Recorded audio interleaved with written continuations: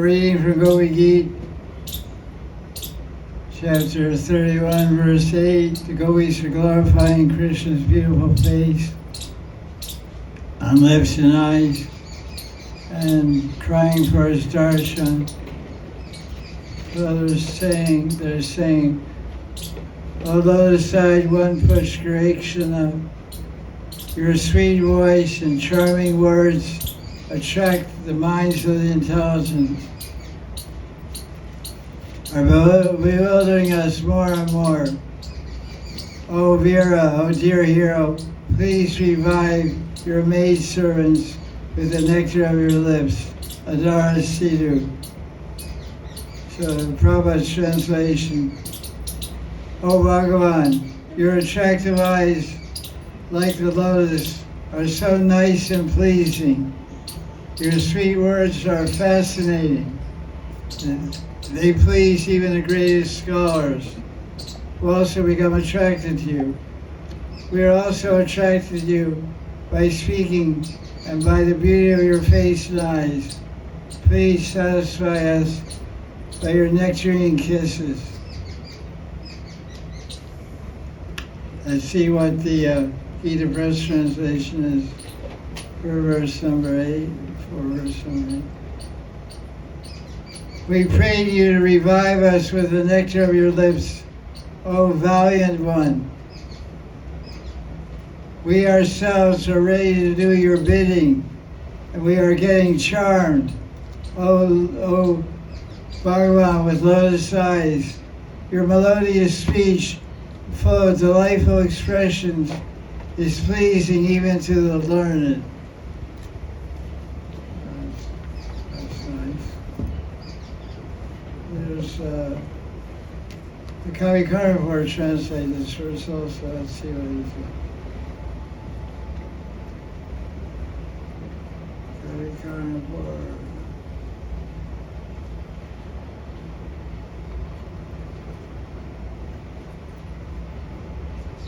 Yes, chapter 19 is called Gopi Gita. He has an introduction to Gopi Gita.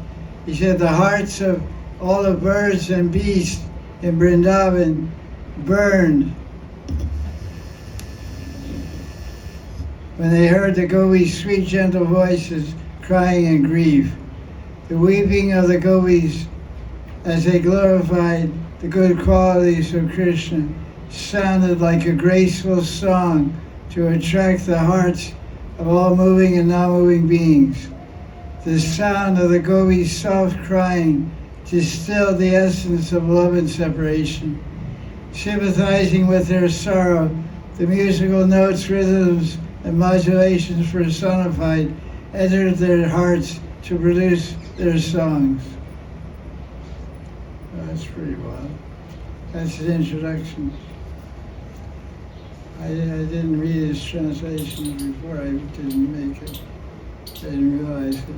So this is number 8. Kavi Carnivore's translation from Ananda Vrindavan Champu. O Bhagavan, O Ishvara of our lives, your sweet voice and charming words have soothed our ears and enthralled our minds. Since we have worshipped you for a long time, please pour the nectar of your words into our hungry ears once again. O beloved, your face is washed by the nectar of your sweet smile. Without seeing you, we are drying up with grief. Please return and revive us with the nectar of your sweet red lips. Sweet red lips. That's very nice. Let's Jiva Goswami has some commentary. First we'll read Sri Goswami's commentary. Then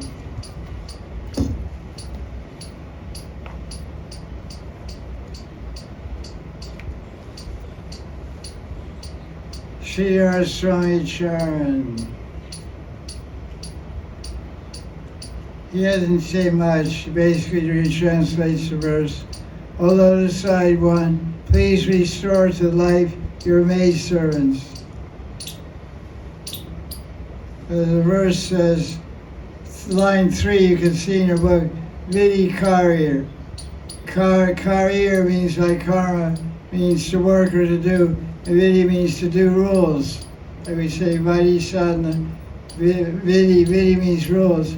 So one who's following rules, which is translated as maidservants. So he's just saying that. He says, we're your maidservants, we're becoming bewildered by remembering your sweet voice. Your charming words are very attractive and very grave. Very grave. Krishna's words in Gita are grave. Krishna's words in Rasa are full of attraction and Cupid. Here goes some of these commentaries. The Gopis are worried that there's no remedy for the bewilderment caused by Krishna's sweet voice and charming words. Raja Gopis are praying for the medicine of the nectar of Krishna's lips to drink along with the external medicine of Krishna's physical association. So they're dying in separation, so they need medicine and physical therapy. The medicine is Krishna's kisses. The physical therapy is loving embrace. So 2 days a week I get therapy from my physical therapist, who is unfortunately a male. Dr. Sharma. Bad luck there, but that's why it's taking so long to get cured.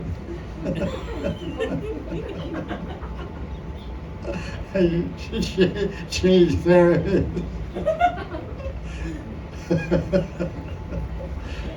Probably charge more fees. Out of my budget. So let's see. So they're praying for 2 kinds of medicines, physical therapy and some drink. Adara Sidhu. Sidhu means nectar drink.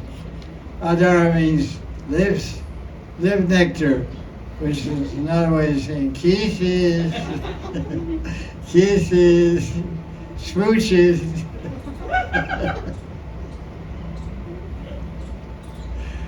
Chumita.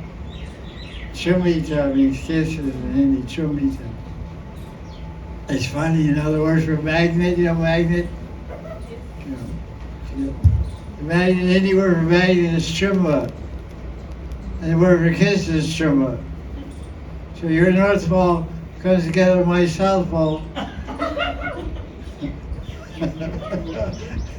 It's called magnetic attraction.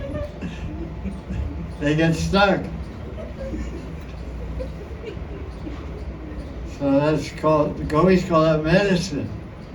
So if somebody asks what you're doing, say, take my medicine.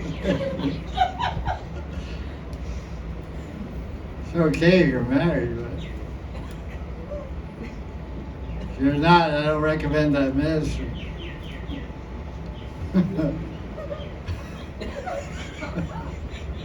Right. All right, shall we take another disease called marriage? If you take that medicine unauthorized, you get disease. Okay. Hope everyone's confused and doesn't know what's going on. It's better that you don't. Okay. Revive us with the nectar of your lips, otherwise we'll die soon. Why? Just by remembering your words, Krishna, we faint and almost die. We're remembering what are Gopis remembering? They're remembering words that Krishna said at the beginning of the Rasa dance. Swagatam, Swagatam Gopiyam. Oh, Bhagya Sri, oh, fortunate ladies, please sit down. Make yourself comfortable. What can I do for you? Why did you come? Do you come to see the flowers blooming at night? Do you come to see the moon?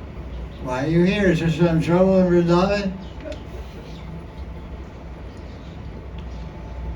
Oh Radha, Krishna says, whether you are harsh or gentle to me, you're my very life. Just as the chakora bird takes shelter of the crescent moon. This is from Dr. Madan. So the gopis are remembering Krishna speaking. So Radharani specifically is remembering a verse from Dr. Madan.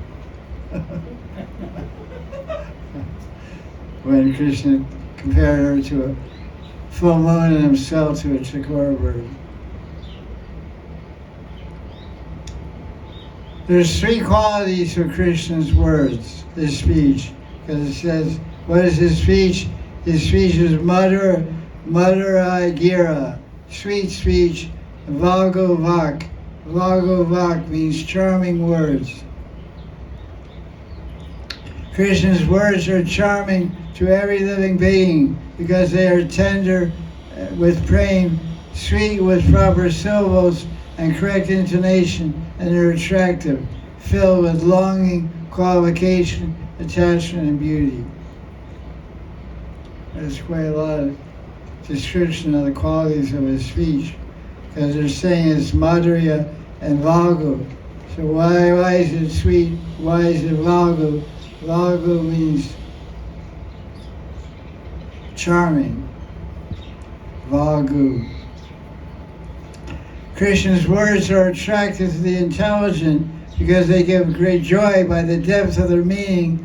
Their alankar, which is a Sanskrit term, the ornamental language, their bhava, emotions, rasa, and the essence which is expressed through direct and indirect meanings. How can I give something? So Krishna says to the gopis, how can I give you something that cannot be given? Because they're asking for a nectar of his lips. He says, I can't do that. I can't give that. So then they try to butter him up, they try to flatter him. He said, you're a Vira. So Jiva Goswami takes the Vira. There's different kinds of Vira. How many kinds of Vira are there?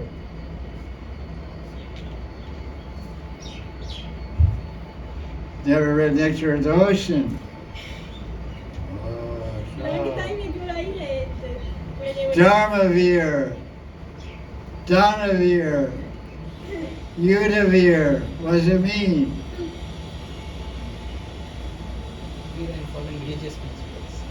Hero following religious principles, Dharmavir. And Dharmavir, what does it mean? Bill Gates.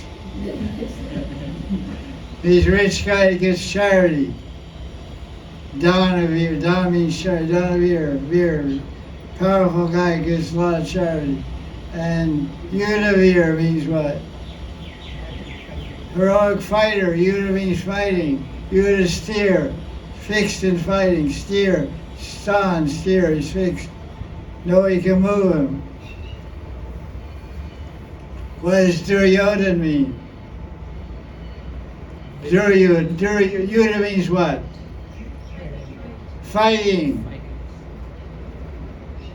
So Yudhisthira means fixed in fighting. You can't shake him, you can't move him.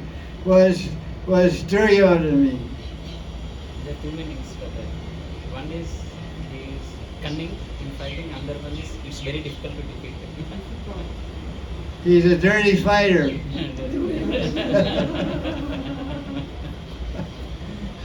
Duryodhana means clever cheater fighter. And Dura means difficult to defeat him. Like you say he's a guy, that's the one thing. Or you say he's a tough guy, what does it mean?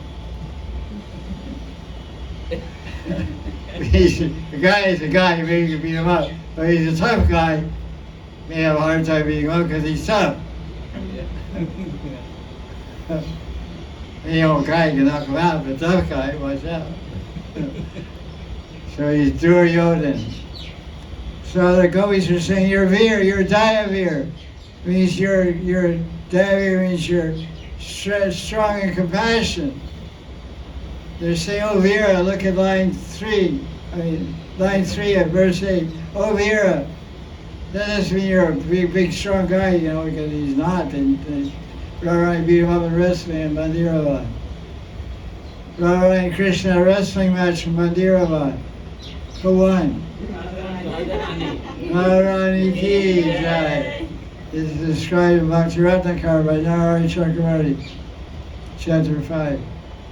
And it's told by the Pandavas when you go to Mandiravan. Mandiravan, the Sakhas always used to wrestle there. So one time Krishna met the gopis, and the lady said, we heard that you wrestled there with Subal and he beat you bad. Who told you that? Your brother. Balaram said, Subal beat you up in this fiery place. And Krishna, don't you know there's a rule in the village?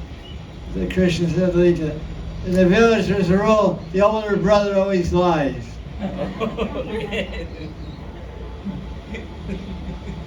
Lita said, that's not true. Because Radharani's older brother is Sridham. He never lies. Well, the only liar we know in Braj is you. You're Jut Bolo Bhagavan. You're Jut Bhagavan. You're the Lord of Lies. So they say, you're Dayavir. You're merciful, and you're Danavir, you're generous. So be merciful and give us your lips. Be generous and give us a kiss.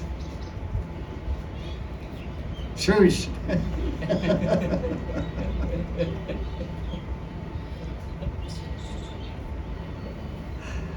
So when Krishna speaks, he has beautiful, playful glances, pushkarekshana, which increase the attraction of his words. Some people when they speak, their eyes go a different way, And when their eyes go this way, that way, your heart goes flip-flop. Especially if a man is talking to an interested woman. Very dangerous for people with heart condition.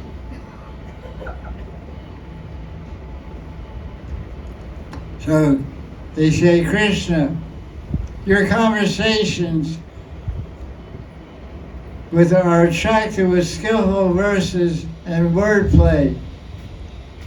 Your words cause rasas, which are full of nectar, and cause the wide eyes of the gopis to quiver, become restless, which increase constantly because of the playfulness of youth. And your words cause our hearts to tremble. That's a verse from Krishna Karamita.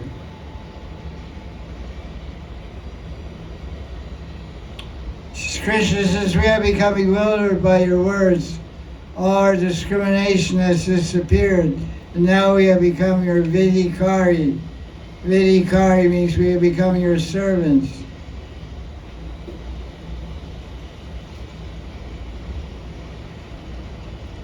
Or, because of your words, we have become your servants. But because of the pain of separation, we have fainted. So the gopis try to understand this mood of the gopis, what kind of intensity of love they're feeling. Let's see what other commentaries we have in this verse. You were like making a little joke, but it's actually the deepest expression of love. It's a little hard to grasp it. It's so deep and so transcendental. Prior to verse number 8, the gopis have praised the sweetness of Krishna's eyes, his feet, his hands. And now they're praising Krishna's words, voice, and lips. The sweetness of Krishna's words enchants the maidens. And only the intoxicating medicine of Krishna's lips will revive them from their delirium. Yet the gopis are finding it difficult to attain Krishna's intoxicating lips because their elders and family members try to keep them home. The implication is here, but now we're here, so where are you? In other words, we're dying your separation, and the medicine is your lips, and where are you? You called us here, we saw you for a few minutes, then you disappeared. Now we searched for you, we couldn't find you. We asked everyone where you were, no one told us where you were. Now we came to the banks of Yamuna, we're crying under the moonlight, where are you? That's all this verse says. There's more in this other book here. There's a lot of books here. It's great. Jiva Goswami's commentary is quite nice.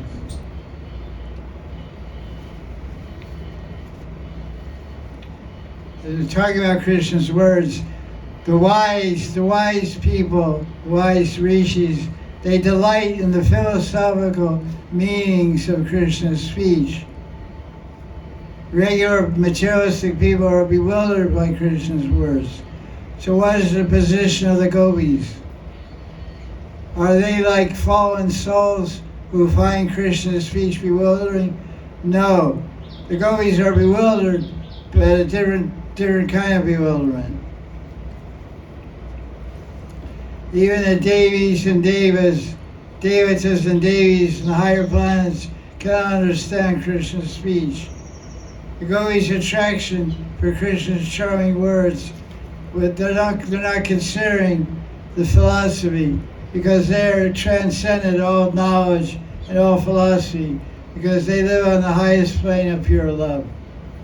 Because beyond karma, beyond gyan is love. So the gopis are existing purely on the plane of love. So Krishna's words and philosophy and teaching are bewildering them mentally or intellectually, because they're way beyond that type of bewilderment. But they're bewildered in separation due to their intense love for Krishna. And they know that Krishna is not happy without them. To really understand Krishna's teachings and to know Krishna means to love Krishna. Here's footnote number 42, which is from where? Oh, it's from Bhagavad Gita. To know Krishna in truth means to love him. 1854-55. That's Bhakya Chananya. The 55 is. Yeah, 54 is Brahma Buddha Prasnam and the Sarsi. And 55 is Bhakti Mama Vijanati Yamanya Satatavata. That bhakti, to know Krishna is love. So that's why he said, to know Krishna in truth is to love him. Then he quotes Bhagavad Gita, 1854-55. Look it up. 54-55. It is Brahma Buddha and Bhakti Mama Vijanati.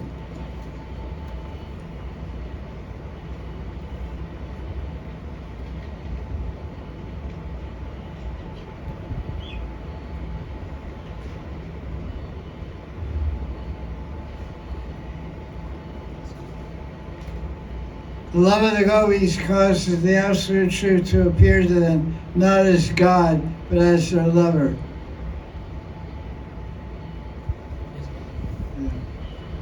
55. Brahma Prasnatma is 54. Yeah. You read it, tell out loud. 1854. So the gopis don't delight, they know Krishna in truth.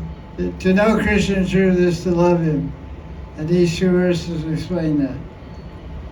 1854, Gita, and 1855. Go, translate. Verse Gurudev. Brahmabhuta prasannatma nashulchati na kankshati Sarveshu samasarveshu bhuteshu bhuteshu madbhaktim madbhaktim lavate lavate param. param. Once situated in transcendental Brahman realization becomes mentally serene, neither grieving nor desiring, being equitably disposed towards all living beings. Such a yogi attains supreme devotion unto me. 1855.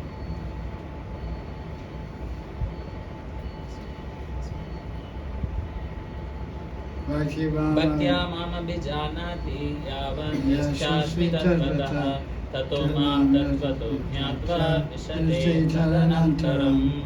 Only by loving devotion to me does one come to know who I am in truth. Then, having come to know me, my devotee enters into fully consciousness of me. Goes to Krishna. Okay. So, read Vishnu's commentary out loud. Krishna said, O Gopis, who are more dear to me than my own life, O jewel-like lovers, I can never be indifferent to you, who are my only reason for living. Why do you not have faith in this servant who is bound by the golden chains of your pure love? Please trust me and understand me to be like the brilliant gold bangles on your auspicious hands. Hearing such words from Krishna, other gopis said, We have become overcome with bliss on tasting the sweetness of your words, which are composed of sweet syllables containing various meanings in each beautiful phrase. Moreover, your beautiful words bewilder those who are intelligent. Wonderful words. Your wonderful words bewilder those who are intelligent and expert in conjugal affairs, namely these maidservants of yours. We gopis are becoming bewitched by continually relishing your sweetness. Please rejuvenate us bewildered women by letting us again drink the nectar of your lips. Another meaning. Please let us bewildered women drink the nectar of your lips and again put us into bewilderment. Bewildered, more bewildered, most bewildered.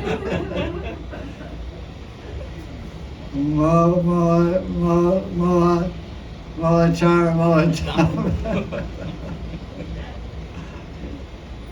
So this is a beautiful, very beautiful verse to meditate on. Krishna's sweet words, lotus eyes, tricky speech, clever speech, and sweet love words, and becoming bewildered gopis, the nectar of his lips. How do we taste the nectar of Krishna's lips? Mahaprasad.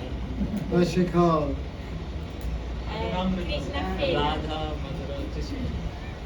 Smart cookie. Krishna failed. That's the Bengali from CC. She's really showing off. Okay, good. Yeah. But according to the verse, it's called Adara Amrita. What does Bimbadara mean? Lips like red like bimba fruit. What color is Bimba fruit? Red. Use translated cherry lips. Cherry red lips. Without lipstick. Naturally red. Well, they also use lipstick also. Right? So you got all into that. How to make lipstick and everything. She was asking how to make lipstick. Try to tell her.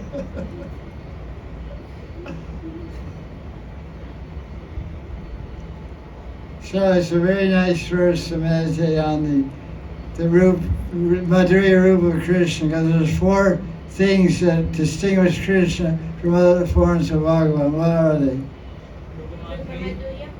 Venu Madhurya, Lila Madhurya, Prema Prema Madhurya. Tell us in English. Sweet. English. Sweet love. Sweet love, Sweet place. form, Sweet form. and Sweet passion. Plain of Sweet flute song. Venu Madhurya. Rupa Madhurya, sweet form. Shivanga. sweet pastimes and sweet love. Sweet love and sweet lila, sweet pastime. So all that sweetness, why aren't you smiling? Usually when you eat sweets and ice cream, you smile. You ever see a look at ice cream? Yeah. So when you eat sweets, you smile. You eat Corella, maybe you don't smile. You eat red chili or green chili, maybe you don't smile. But sweets, surely, sweet and smile, it's like the saying, sweet and smile, sweet, sweet. So it's nice verse. Now we do text number 9. I'll say, you say. Tavakatam ritam, tapta jivanam, kaviritam, kamashapam, shravanamangalam, shrimalatatam, bhuviganantiye, bhuridajana, sabla bolo. Tavakadamritam tapta jivanam kaviviridam kalmashapaham shravanamangalam srimadatatam bhuviganantiye bhuridajana. So, you couldn't tell me in your own language what does the first line mean? Tava means yours. Yeah. Katha means Amrita. Katha means your story.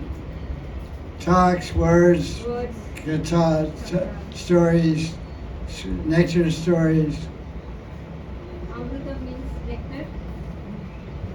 Tapta.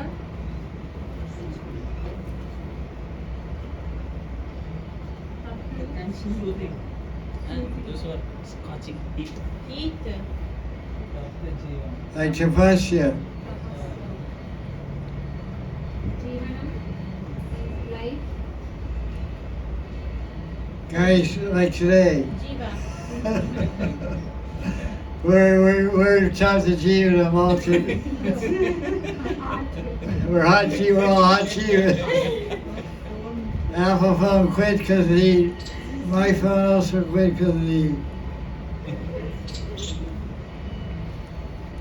So that means burning up in the material world. Not very good. Well, who's the Frederica, who's the copy? Kavi poet. Or poetry. What? Poetry. Poets. Who's Krishna's copyright? Poet. Yeah.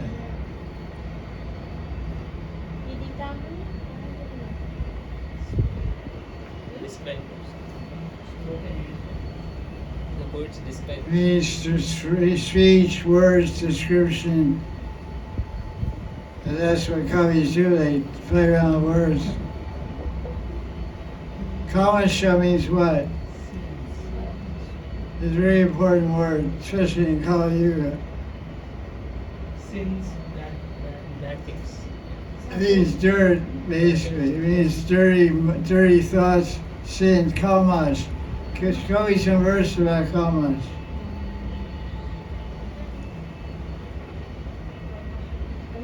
Iti Shodashakam Nam Nam.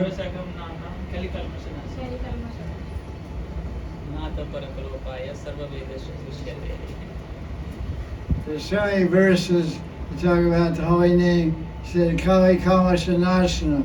Nashana, what does Nash mean? Sarvigya Nashan.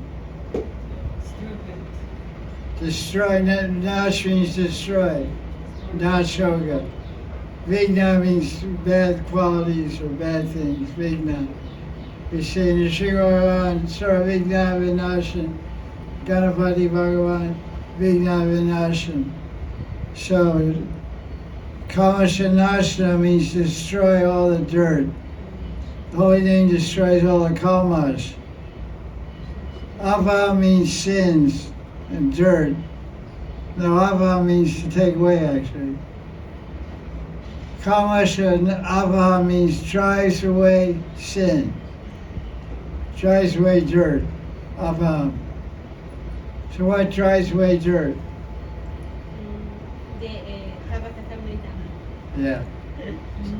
There's so many verses in Gita which you should read every day. Yes. Which talk about the power of transcendental wisdom which destroys sins.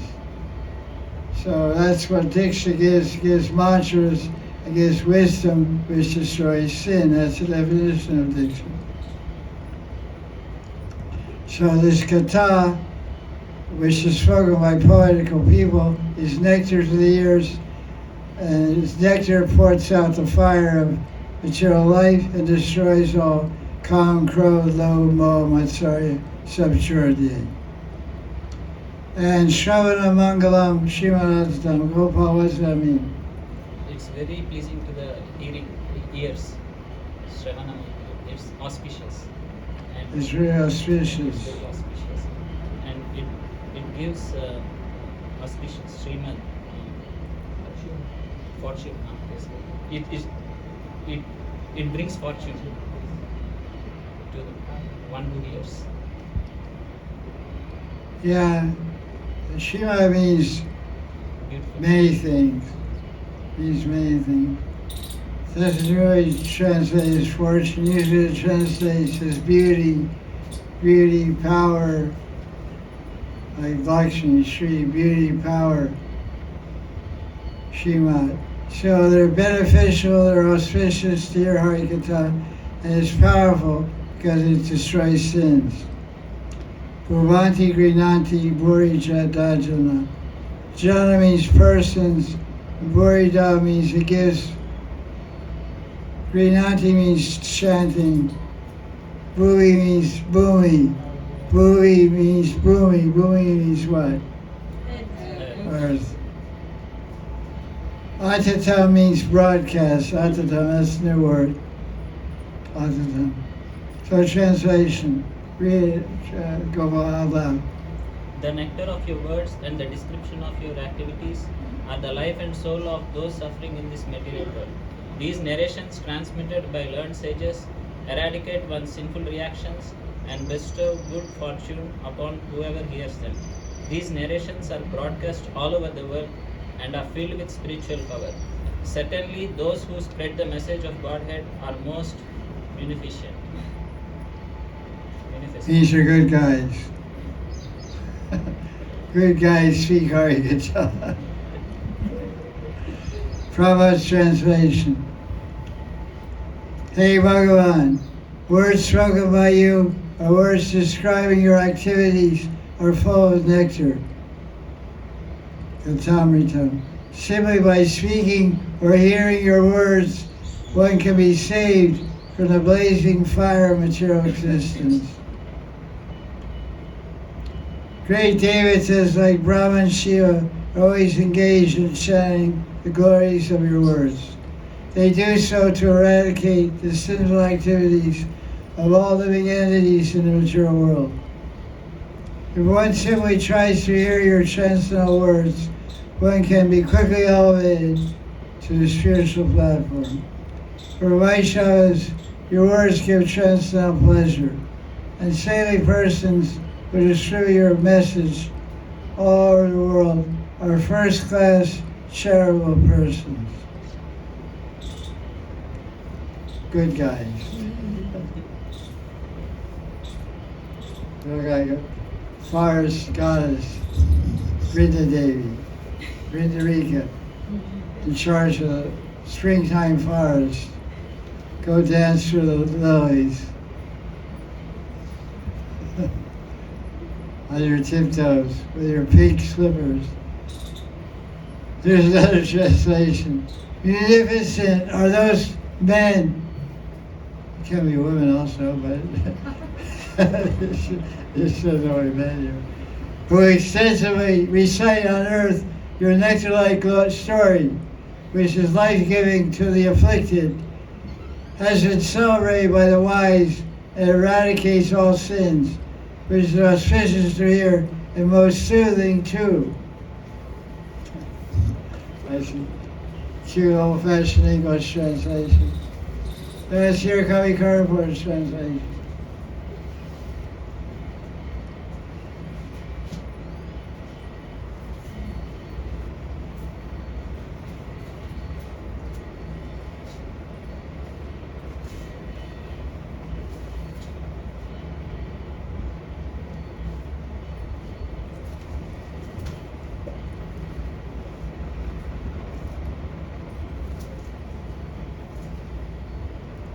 It seems, Gopi said, it seems, however, by taking the medicine that devotees use to counteract the severe pain of separation, our disease has become twice as bad.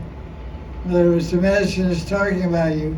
So we've been talking about you for 8 verses, and we're still separated from you. We're still feeling bad. So we're taking the medicine of Harikata, and we're still dying in separation. Every day we Gopis remember our previous conversation with you. The words spoken by you are supposed to destroy all sin.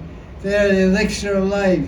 They are the object of praise by the best of poets and the savior of persons suffering from the threefold miseries. But in our case, your words pain our ears. They increase our sorrow and suffering, and your words act slowly to kill us. When we become attracted to you, your words bring happiness and distress. Are your words nectar or poison? Thus we can understand anything about your words. Krishna replies, you criticize, but yet you enjoy. If I am such a person, then how can you enjoy? Gopis replied, your pastimes and speech are nectar. Oh, this verse 10. Look ahead again, kids. Chris, continue verse 10. Okay, what was that? That was verse 9. Jiva Goswami commentary. Krishna says, why are you still living?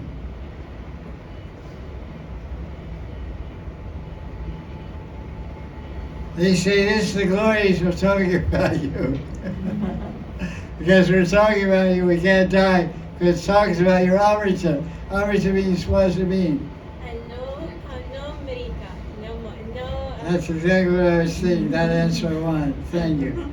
You're really like read my mind. So psychic lady. Women's intuition. She went inside there. Amrita. So if you're taking Amrita, you can't die. So that's what they said. They said, Krishna, why do you die in separation? Ah, well, because we're talking about you. You're talking about Amrita, Katamrita.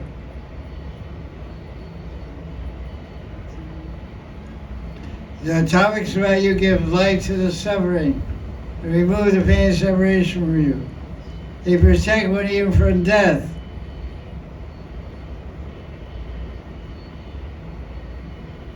Krishna replies, okay, until I agree, just pass your time speaking about it.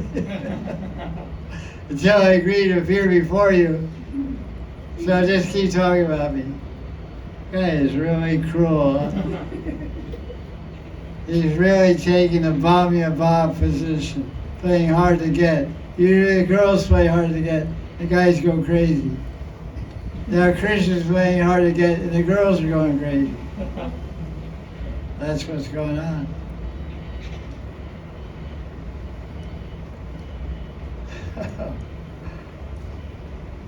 And Gopis replied, your topics are our death. Kata, it's not Kata Amrita, it's Kata Mritam. As it says, look at the verse, look at number 8. It says Kata Amritam, it can be Kata Mritam. Ta means your talks are death. Because Krishna said, keep talking about me, you'll stay alive. He said, no, your tongue is katamritam. Your tongue will kill us. Gopis are too slow. You know, if you get in a verbal fight with a woman, who's going to win? You better just quit. That's why usually men slap the women around. Keep from talking. If they talk, they can talk their way out of anything. Talk around anything, talk over anything, talk through anything. They have a special gift. Fork tongue.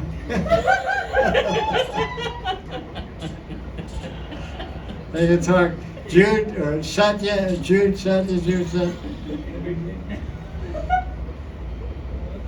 You say day, they say night. You say night, they say day. You say clear sky, they say cloudy. You say good, they say bad. You say you want to go to church, they say no, we just went last month.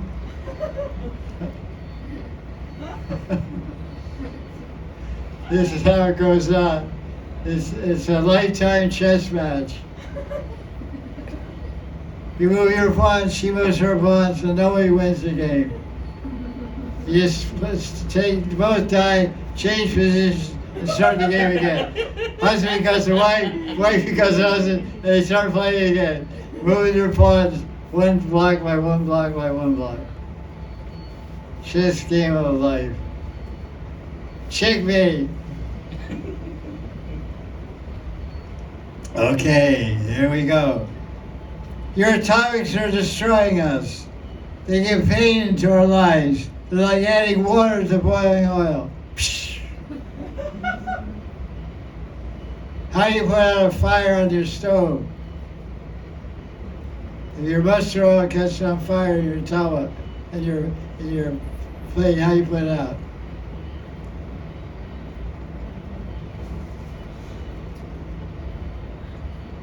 Cooker man, if you have some oil, you're cooking some porridge, and the oil catches on fire, how do you put out the fire?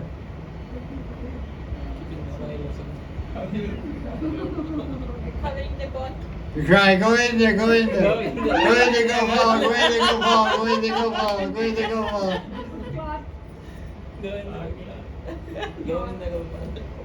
What did she say? She's saying put a cloth over it. That's right. Or put a lid on it. Smother it. No oxygen, no fire. Or put a wool blanket over it. Or throw a bag of flour on it. Sometimes flour can catch fire also. Yeah, flour, you throw the flour hits the flames, gets on fire. Sand. Okay, this is a practical thing you should know. If you're smart, you don't cook.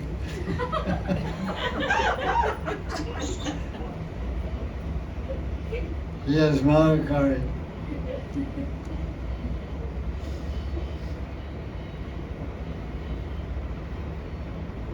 We have heard the topics about you, Krishna, are auspicious, Mangalam, Shravana Mangalam, but we have not experienced that.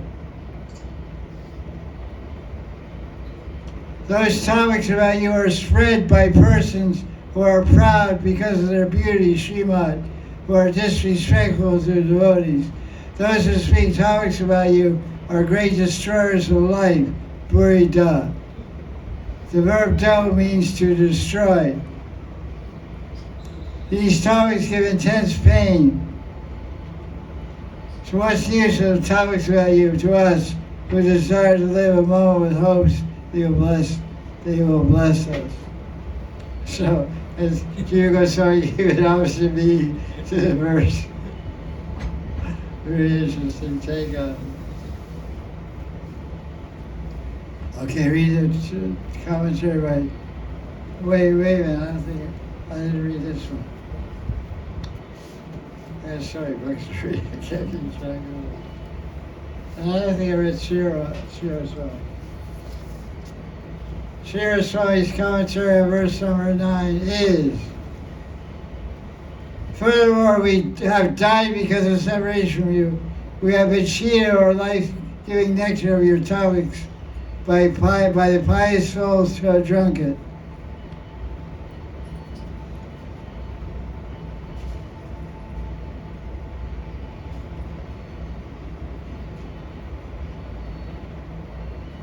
Topics about your Kama Shapam, which means that they eradicate material desires and material work. Moreover, it's Srimad, very pacifying, but other nectar is intoxicating. The persons on earth who describe nectar about you is very widely broadcast. They give light.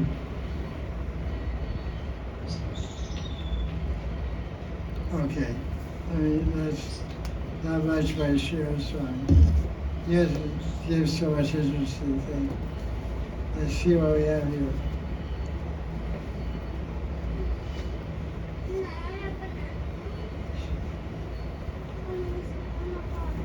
This last line we have the word burida. Means a person who gives the greatest riches. Da means donation to give. Buri means great riches. Like emerald rings and stuff. Diamonds, rubies.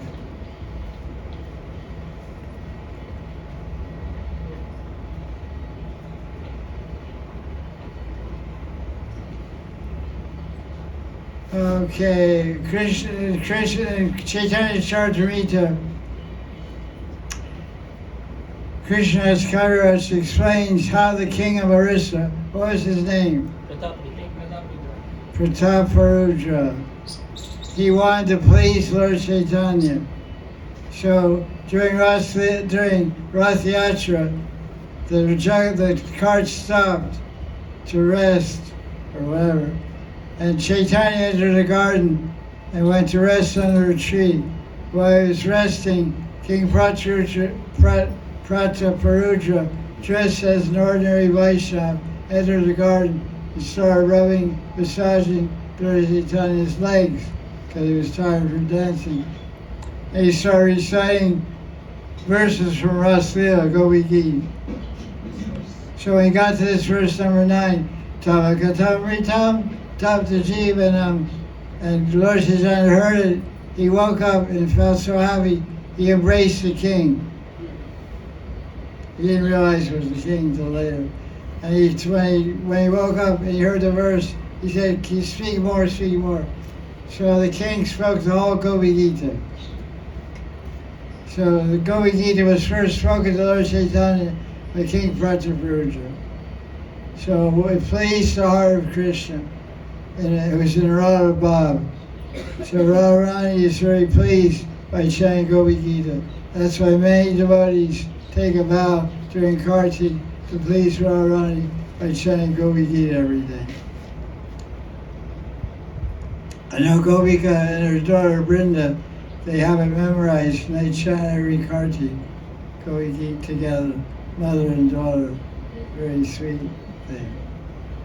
They do many pujas together. They chant many astakams together. Bhajan team, mother and daughter. So let's see what other commentary I have here.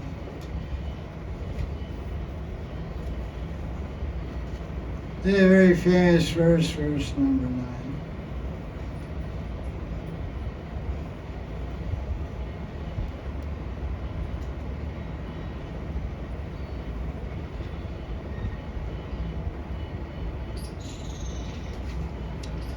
Verse number 9, translation, nice translation. The immortal beverage of your words and the narration of your activities are the very life of those who suffer in material existence. Such narrations, distributed by poetic sages, eradicate one's karma and bestow auspiciousness upon those who hear them. These narrations are most beautiful, Srimad, and being endowed with spiritual power, they flood the world. They flood the world. Those who recite them are most charitable of all.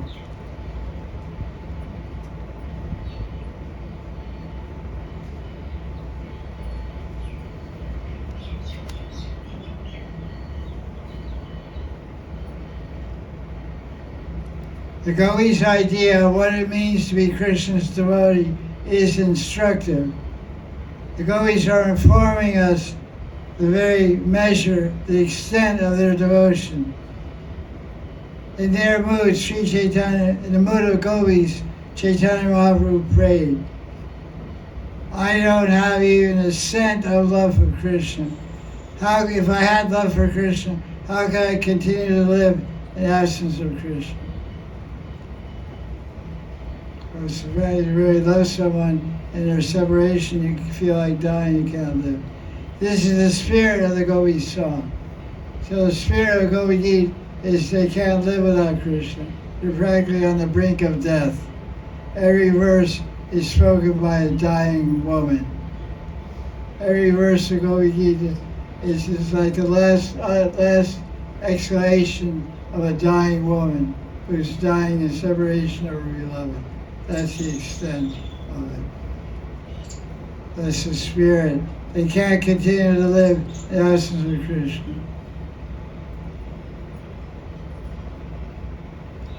The Gopis are telling Krishna, we don't care about maintaining our lives, but singing about you keeps us alive anyway. Because your kata is the nectar of immortality. Kata of you consists of feeling the essence of absolute. Kata about you is Ras itself. Like when we see how you were tasting Ras. When we, then he speaks in general in context. When we bring songs about Krishna into our life, we get life. That's pretty interesting phrase. When we sing about Krishna, when we sing songs of Krishna, about the life of Krishna, we get life.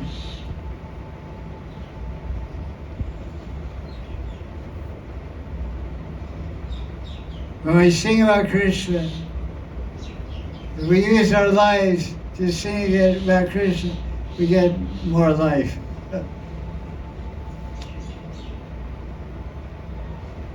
Outside of spiritual culture, our quote-unquote lives are this maintaining a dead body. For the self is actually alive, not the body. If the self dies, it occurs not with the death of the body, but when the self identifies itself with the body. When the self identifies with the body, the self is dead. So I think I'm Italian, I'm Indian, I'm American, I'm Russian. You were as good as dead. The self is full, the body is empty. When we identify ourselves with the body, we feel incomplete and our existence threatened. We try to make our body enduring and eternal and beautiful only because we are that in our pure state. We are eternal and beautiful. So it's our nature to be eternal, because Atma is eternal and beautiful. And the Guru reveals our beautiful form in the spiritual world.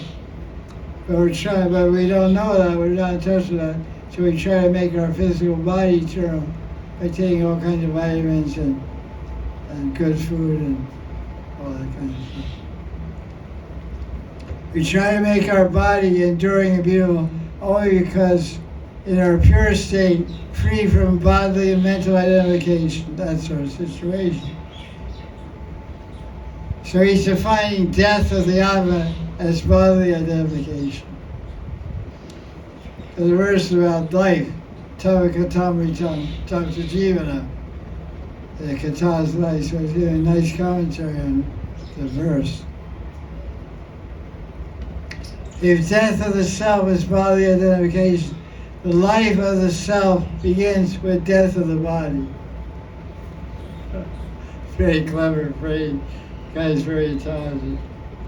Life of the self, life of the Atma. Because the death of the body. Because the death of the body. There's a great German philosopher who lived in the 19th century, 1890, 1920. I forget what his name. But he said you have to die to live. You got it? Socrates. Not Socrates. That was BC. That was 2,500 years ago, Socrates. It was 19th century. Can't system. Hegel, Hegel. Hegel was a great German philosopher in 1900. Hegel. Hegel. He said you have to die to live. It means your material conceptions, which are not spiritual reality, you have to die if you want to live in spiritual truth. You want to live in the reality of truth of the Atman itself. Your material attachments, material conceptions of life. Life is meant to enjoy. I'm the center, I'm the enjoyer. Everything's for my pleasure. All these conceptions have to die. You have to live in the idea that I'm a servant of God. My life is meant to love God. You have to die to live. For the Gopis, hearing and singing about Krishna is life of the soul and transcendence.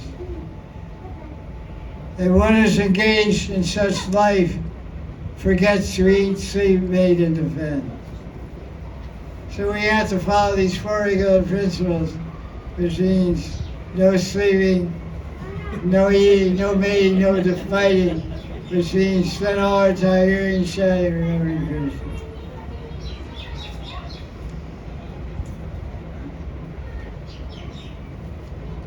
He goes on with his commentary.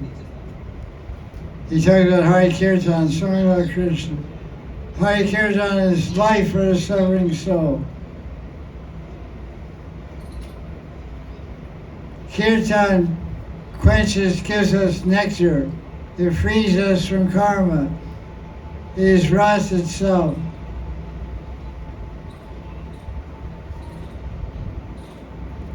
The Gopis are alive by singing about Krishna. And they maintain their lives by singing about Krishna. So now you can read Vishnu's commentary on verse number 9. I'm going to take some water. Read out loud. The Gopis said, "Who can describe the sweetness of the words coming from your mouth? It is indescribable. Even words glorifying your name and form coming from the mouths of other people are also more relishable than celestial nectar or liberation. This is import of this verse." Gopi said, "Discussion about you deliver the highest nectar." Krishna asked, "What kind of nectar?" Gopi said, "Topics about you give life to those who are tormented by the cycle of birth and death, terrible diseases and other causes of suffering. They give life to those who are suffering in separation from you. Thus Harikatha is better than both the nectar of heaven and the nectar of liberation. This is confirmed by great devotees like Prahlada and Dhruva, who said, Ya nivrittis tanvrutam tavapada padman dhyanat tavajjanagatha shravanena vasyat sa brahmanisva mahimani apinatama bhut." My Lord, the transcendental bliss derived from meditating upon your lotus feet or hearing about your glories from pure devotees is so unlimited that it is far beyond the stage of Brahmananda. Since Brahmananda is also defeated by the transcendental bliss derived from devotional service, then what to speak of the temporary joy of elevating oneself to the heavenly planets, which is ended by the separating sword of time. Although one may be elevated to the heavenly planets, he falls down in due course of time. The nectar of your topics destroy the effects of all stages of sin, aprarabdha, kuta, bija and prarabdha. The nectar of Svarga does not destroy sins, but rather it increases lusty desires, which is the cause for sin. Even the nectar of liberation does not destroy prarabdha karma, though it destroys aprarabdha, kuta and bija. The nectar of hearing about you is most auspicious, because just by hearing one becomes attracted to you and attains the ultimate goal of life. This is not so with the nectar of Svarga or Moksha. The nectar of your topics, being constantly broadcast by your devotees, bestows all wealth up to Prema. The other two nectars cannot do this. Those who glorify you in Kirtana are bestowing the greatest treasure. Though one may give up that give that person everything he owns, he can never repay him. Another meaning of the verse: songs about your name, form, and pastimes are sweet if they are accompanied by the sight of you. Otherwise, they create very undesirable consequences and become a cause of death. Krishna asked, how is that? Gopi said, by hearing those descriptions, one's life becomes full of pain in separation.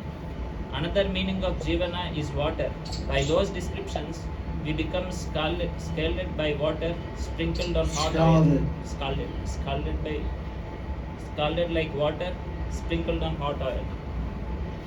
Krishna asked, but then why are these topics praised in the Puranas and other scriptures? Gopi said, only poets like Vyasa praise you and no one else, because that is the natural habit of poets. Hearing about you subjects one to the burning pain of separation. By this suffering, one burns up his previous sins. It is auspicious for ordinary people to listen to these topics, and thus the narrations about you do not stop.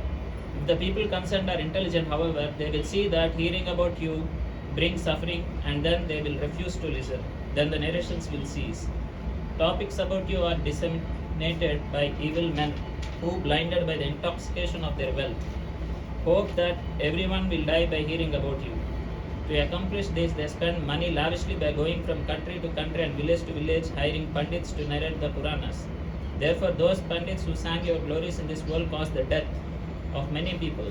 Thus, while spreading the trap of these topics and sitting peacefully as if they were gentle souls, these pandits are actually committing genocide. For this reason, intelligent persons avoid these pandits, keeping them at a further distance than even a contagious disease.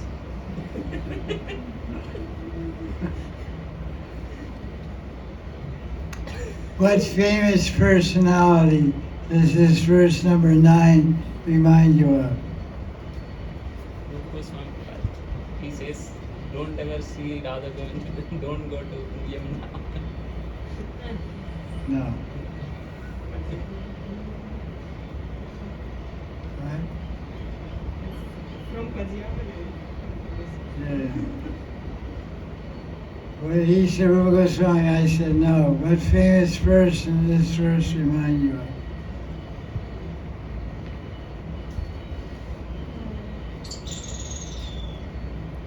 Namo Mahabharanyaya Krishna Prema Pradayate Krishnaya Krishna Chaitanya Namne Gaurja Sena. In Krishna book, Prabhupada said that Lord Chaitanya was the most munificent incarnation because he distributed the words of Krishna and love of Krishna free of charge all over the world. So this verse, it says the greatest personalities are those who preach the message of Krishna and give love of God. So who preach more than Lord Chaitanya or gave love of God more than Lord Chaitanya? So Prabhupada is giving credit to Lord Chaitanya. But that was 535 years ago. And if we wanted to give more modern time, let's say Prabhupada himself. Prabhupada himself spread the message of Krishna all around the world and spread love of God all around the world. So most people around the world have some connection with Prabhupada, either through a temple, through a festival, through some Mahaprasad, through a devotee, through a kirtan, through a book, through a movie, through a YouTube movie. Somehow everyone has some touch with ISKCON, which means Prabhupada. So the great Buri Dajjana, the great welfare worker, distributing the words of Krishna, the love of Krishna, in the modern age is undeniably Srila Prabhupada. Srila Prabhupada ki. Jai. So many of us are living by the mercy of Prabhupada and Prabhupada's ISKCON. My lunch is connected to ISKCON. It's like a great mafia. You can't escape the mafia.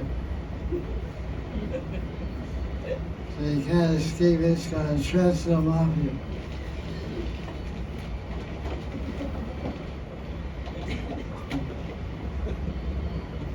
One way or another, You have to fold your hands and come to this kind of food for life, free meal, or visa, or this or that.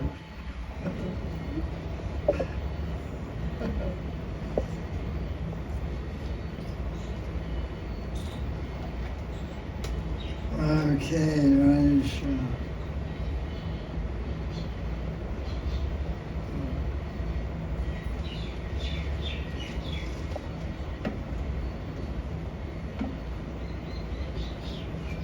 Okay, right.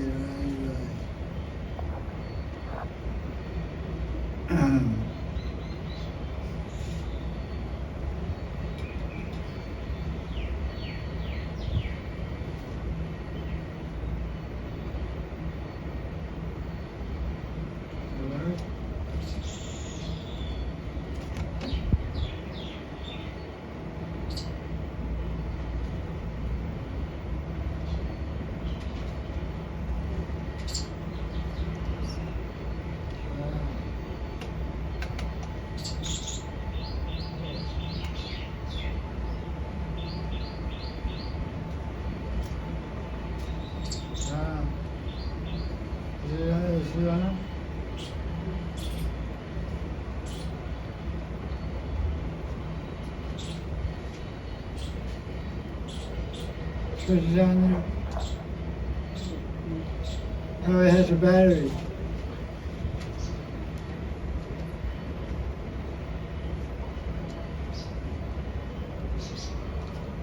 That's shocking.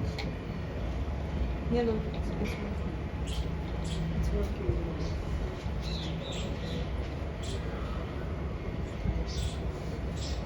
It's working. Radhe Shyam, Jai Jai Shri Radhe Shyam. So verse number 10. Chapter 31, Gopi Gita. There's 19 verses, I think. So we have to keep going here. After Gopi Gita, we do Ramar Gita. Prasitam Priya Prema Vikshanam Viharanam Chate Jana Mangalam Rasi Samvido Yaridi Srisha Kugano Mana Shovayanti Rahasitam Priya Prema Vikshanam Viharanam Chate Jnana Mangalam Rahasi Samvido Yaridi Srisha Kugano Mana Shovayanti. Prasita means big smiling. Priya means affectionate, with love. Vikshanam, glances, smiling and looking with love. Gopis are speaking, remembering Krishna. It's not good, because as they meditate on Krishna's intimacy and sweetness, they're getting disturbed.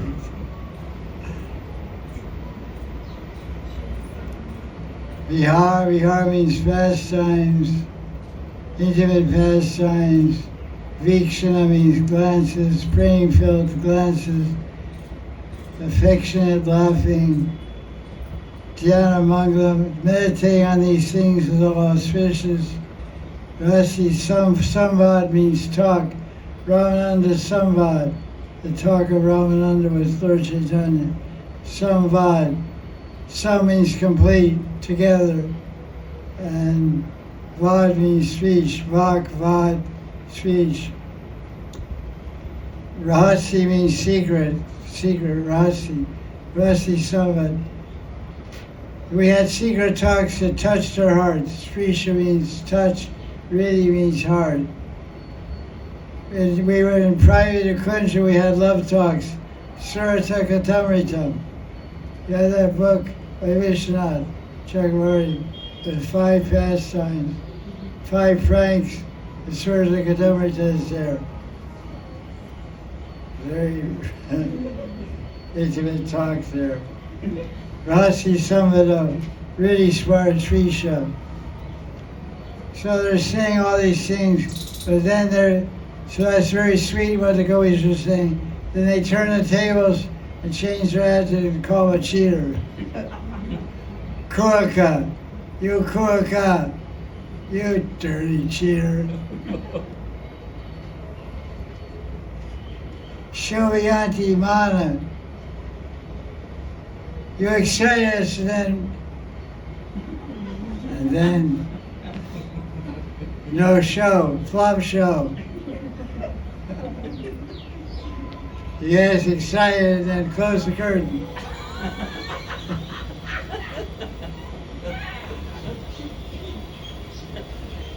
Unplug the TV. Change the channel. Play cartoons.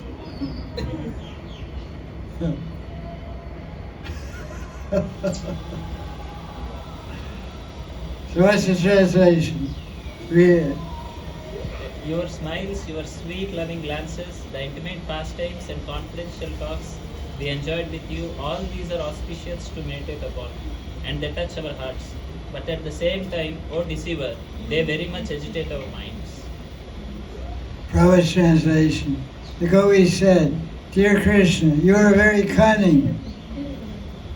Kulaka means cunning. Kaka means cunning. Kulaka, cunning. C-U-N-N-I-N-G-K-U-H-A, Kulaka. You can imagine how much we are distressed simply by remembering your cunning smile, your pleasing glance, your walking with us in the forest of Vrindavan, and your auspicious meditations, your talks with us in lonely places.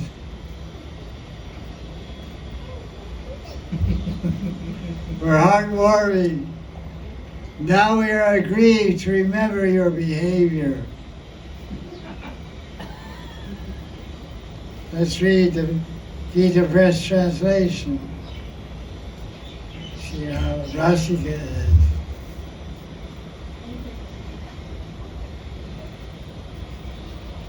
Oh, it's really cute. Your hearty laugh, oh darling. Oh darling. Your loving glances and pastimes which are happy to contemplate on, and your covert jests uttered in secret that went deep into our heart, really agitate our mind. Now that you are away from us, oh deceitful lover. Wow, they lay it on a way. You cook a deceitful lover. It's a little heavy to be somebody tell you that.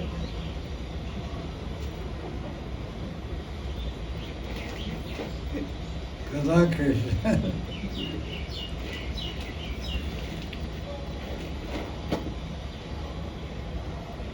Krishna says, you criticize me, but yet you enjoy it.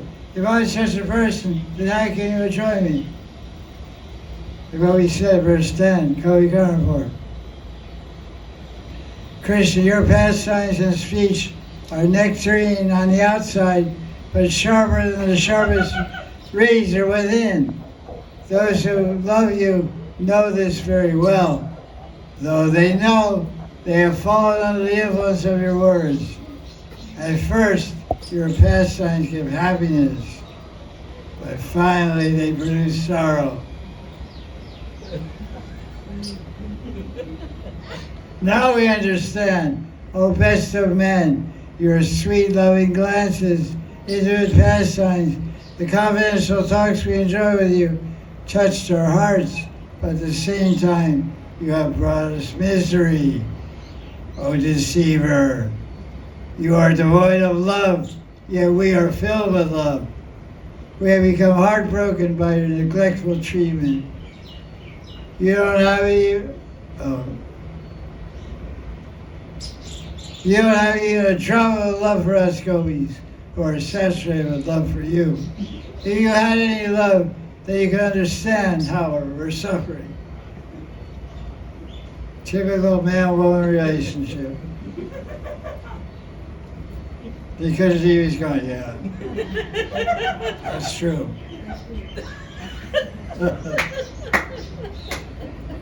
The women are always so full of love and dedication. The men are so dull and insensitive they don't perceive it. Goes on and on and on. C.R. Swami's commentary.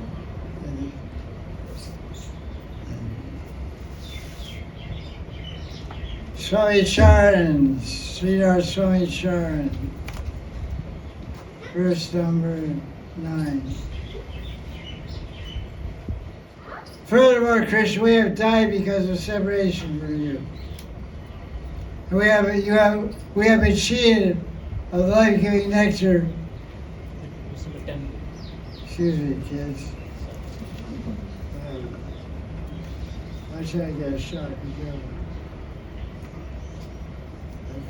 Don't touch the bottom part. The word? Okay. 10. But then you should be overjoyed simply by hearing topics about me. And why do you want to see me? Krishna is so cruel. Just stay on the back and just talk about me forever. You find so much happy, so much nectar there, so much mangalam. So why do you need to see me?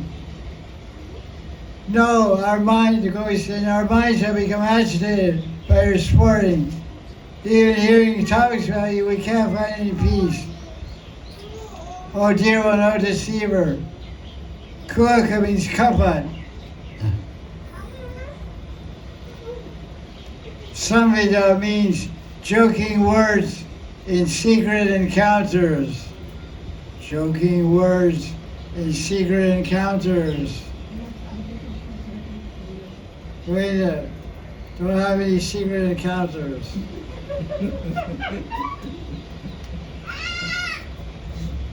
No joking words.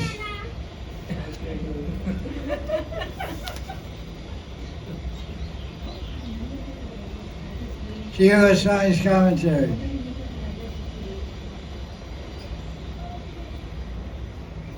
The first meaning of the verse, Krishna is saying, "Oh, intelligent gopis, why are you so attracted to me, who is hard to attain?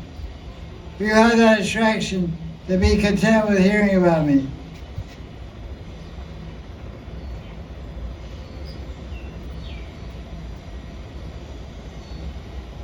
The gopis are overcome with Purarag, and these three verses, 10, 11, and 12, they're finding fault with Krishna's action. That's one meaning. The second meaning of the verse is as follows. The gopis are saying, we cannot live for a long time on hope alone.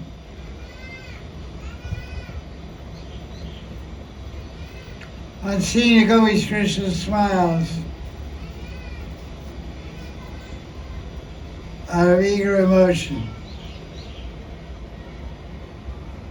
He glances at them with love.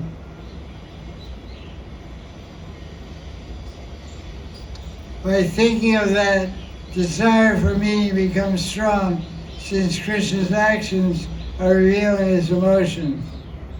Then Krishna goes far off alone and jokes, playing his flute.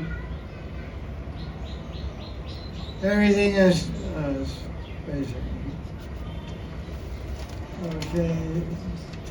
Shiva Goswami goes on. The gopis say, "Oh cheater, oh kuaka." That's there in verse number 10. The gopis say this out of suffering. Krishna is the greatest among all deceivers. This brings pain to our minds.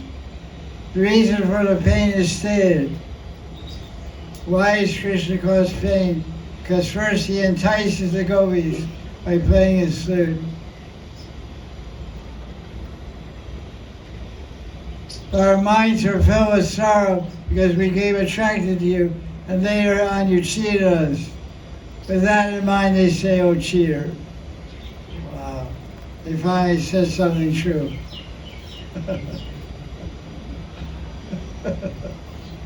They're saying so sweet, this and that.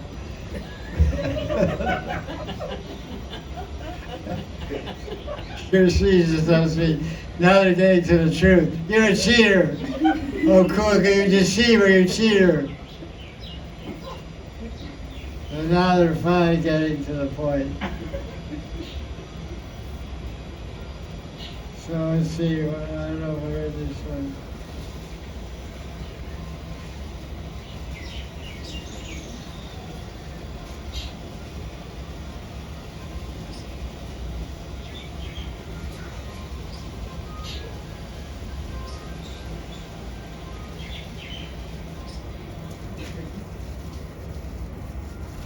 Oh lover, your cheerful laughter, sweet glances, and captivating movements are all auspicious for meditation, yet they disturb our minds.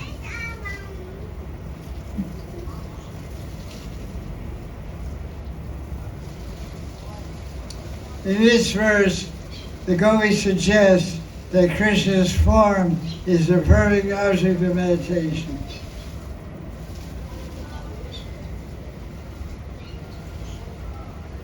Has anyone ever read Art of Shining? There's a section in there about Rupa meditation. I quote from a book called Rupa Chintamani by Vishwanath Chakravarti. He talks about meditating on Krishna's form and Radharani's form. How does he say? How does he start the meditation? He wants us to meditate first on the sweet smile, face of. What does he say there? I can't hear you. He wants us to begin meditation with the sweet face, smiling face of Radharani. Yeah, that's the thing. Thank you. That's great, Joanne. Are you getting in the movie? Yeah, okay. Everybody's a performer here. He's a little performer there. One performer here, one there, one there.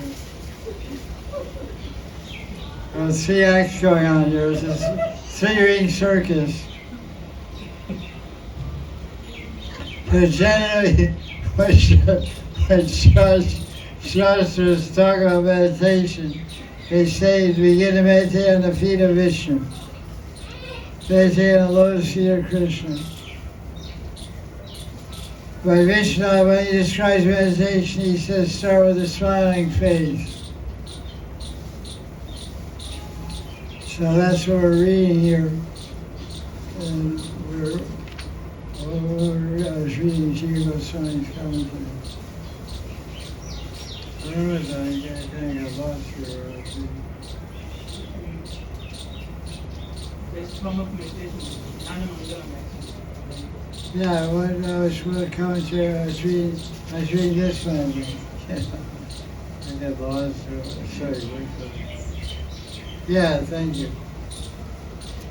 So they're suggesting the ideal meditation, because this verse doesn't talk about meditating on the feet. It talks about what? The face, the smiles, the sweet loving glances, the ideal object of meditation.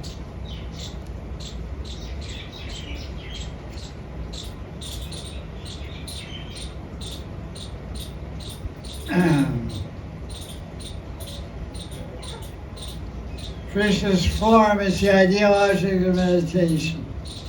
Anyone disagree? No. Okay. The reason for this is it's easier to fix one's mind upon the beautiful person of Krishna than any other object.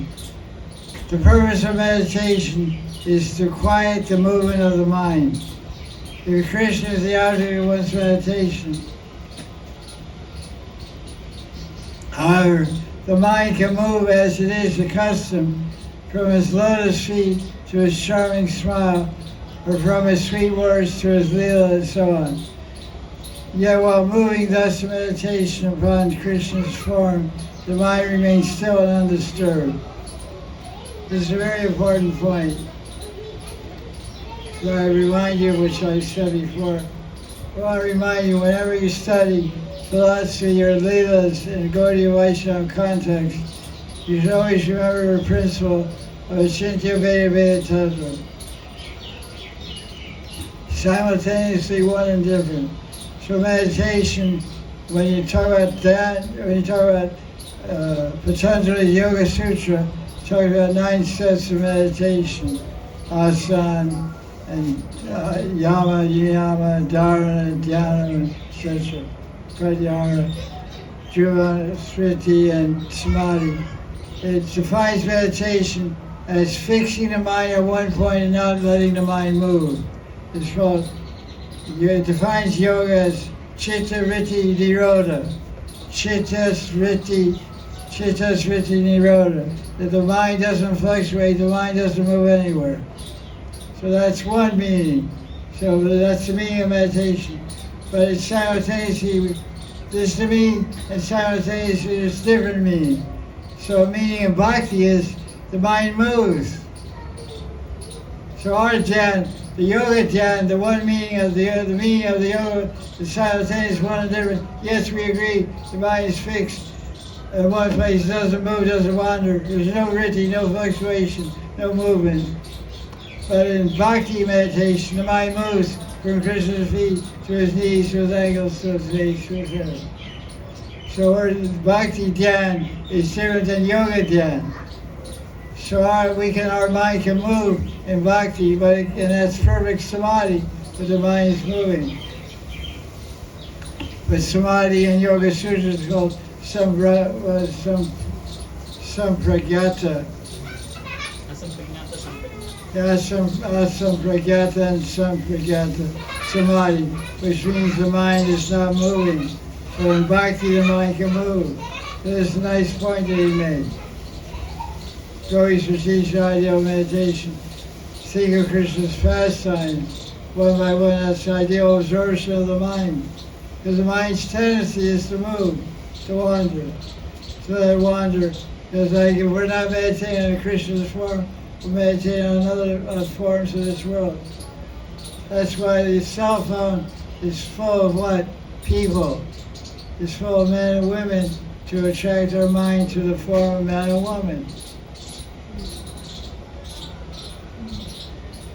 Handsome man, handsome, beautiful women. So our mind will wander, oh, look at her face, look at her this, that, the other thing. And then you get taken away from Krishna. Your mind wanders that way. But a woman looks at the man and this and that. So we're supposed to meditate on Rupa Madhurya of Krishna, Rupa Madhurya Radharani. And what to speak of our own Rupa Madhurya. Swamadhurya.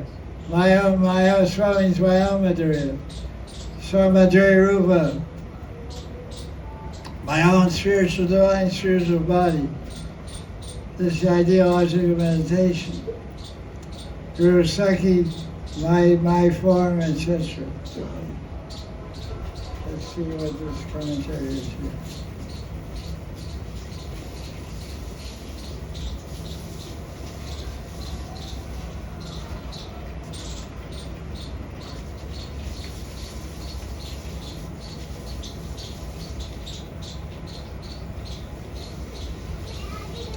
The word is verse 10, says, Viharanam Chate Jana Mangalam. It's very auspicious to meditate on your pastimes, intimate pastimes. Viharanam means pastime. This commentary says, Viharanam is synonym for samprayog. Samprayog means loving intimacy, loving connection. Samprayog means union, as in man-woman union. means attachment, conjunction, joined together. So they're saying it's very auspicious to meditate on the divine union with Krishna. So this is a very intimate verse, number 10.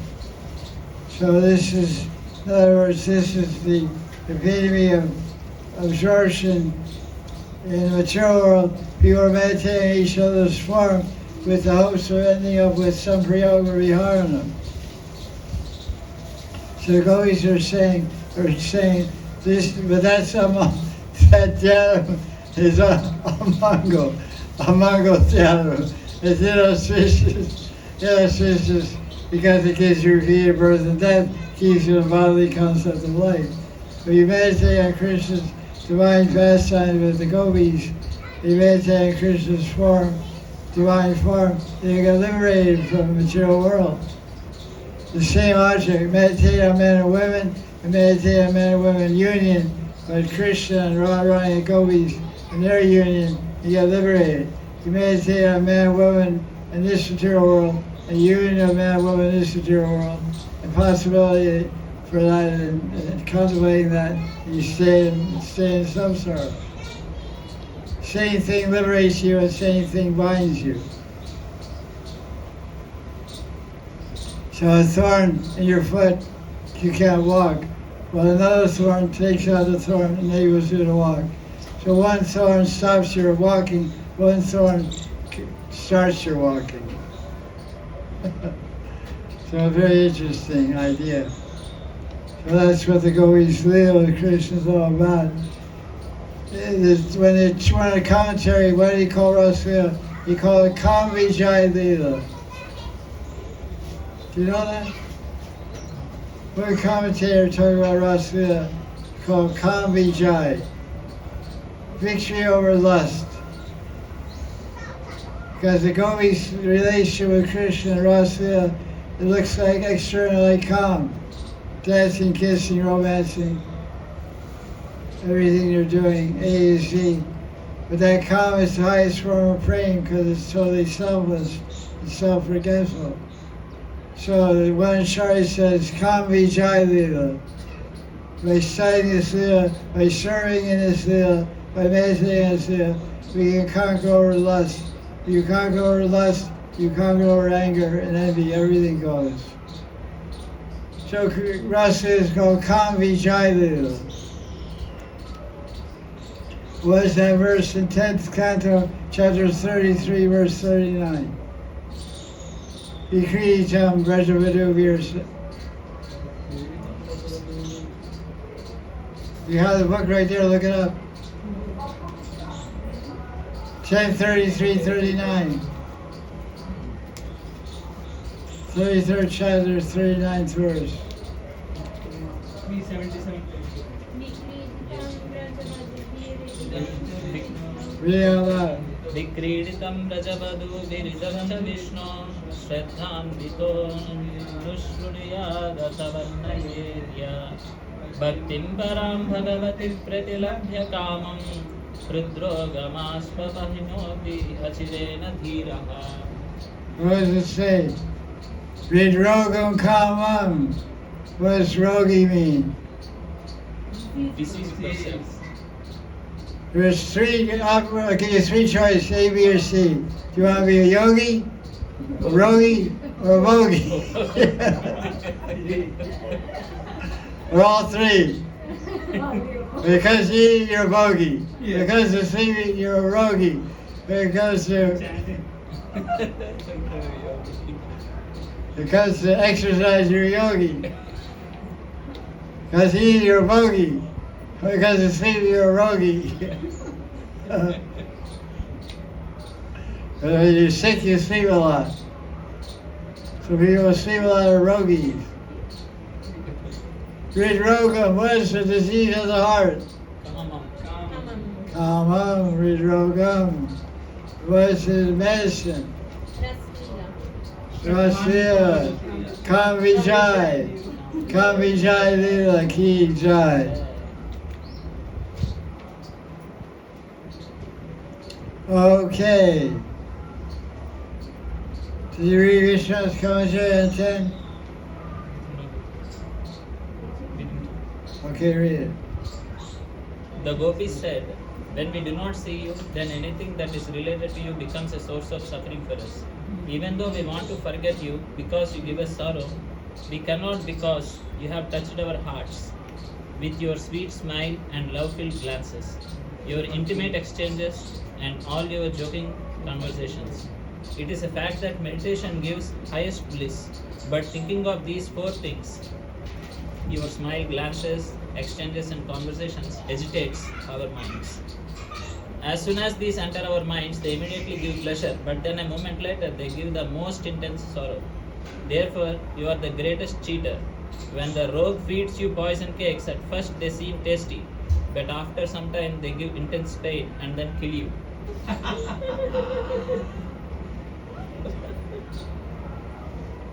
Wow. That's it, huh? Okay.